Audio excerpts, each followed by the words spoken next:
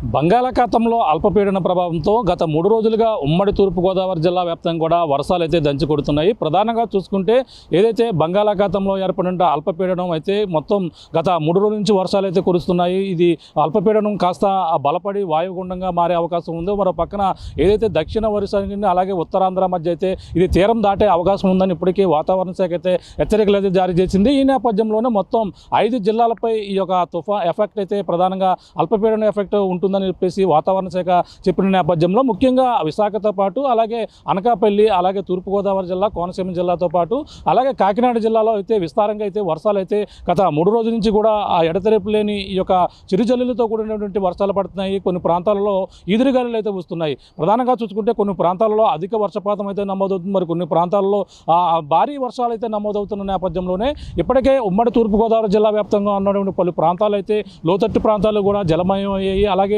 కోనసీమ జిల్లాలో పాటు కూడా వర్షాలు అయితే కురుస్తున్నాయి. ముఖ్యంగా ఆ ఏజెన్సీ ప్రాంతం అల్లూరు జిల్లా చింతూరు ఏరియాలో కూడా ఇప్పటికే కొన్ని ప్రాంతాలలో రాకపోకలు కూడా నిలిచిపోయినటువంటి పరిస్థితి ప్రధానంగా అక్కడ కనబడుతుంది. అక్కడ ఏజెన్సీ ప్రాంతాల్లో ఉన్నటువంటి వాగులు వంకలు అన్నీ కూడా పొంగి ప్రవహిస్తున్నటువంటి పరిస్థితి ప్రధానంగా ఉమ్మడి తూర్పుగోదావరి జిల్లాలో అయితే కనబడుతుందని చెప్పాలి. ముఖ్యంగా ఏదైతే ఆ యొక్క కాకినాడ జిల్లాలో కూడా ఎడతెరిపి లేని వర్షాల నేపథ్యంలోనే జిల్లా అధికార యంత్రాంగం అప్రమత్తమయ్యారు. ఇప్పటికే ఈ రోజు అధిక వర్షాలు ఉంటుందని రెడ్ అలర్ట్ జారీ చేసిన నేపథ్యంలోనే ఇప్పటికే జిల్లా కలెక్టర్ ఉమ్మడి తూర్పుగోదావరి జిల్లాకు సంబంధించిన తూర్పుగోదావరి, కోనసీమ, కాకినాడ జిల్లా కలెక్టర్లు కూడా ఇప్పటికే విద్యాశాఖ అధికారులకు ఆదేశాలు ఇచ్చారు. ఇప్పటికే సెలవులు ప్రకటించినటువంటి పరిస్థితి ఉంది. ఈరోజు మొత్తం ప్రైవేట్ స్కూళ్ళు అన్ని స్కూళ్ళు కూడా విద్యాశాఖ అయితే సెలవులు ఇచ్చినటువంటి పరిస్థితి ప్రధానంగా ఉమ్మడి తూర్పుగోదావరి జిల్లాలో కనపడుతుంది.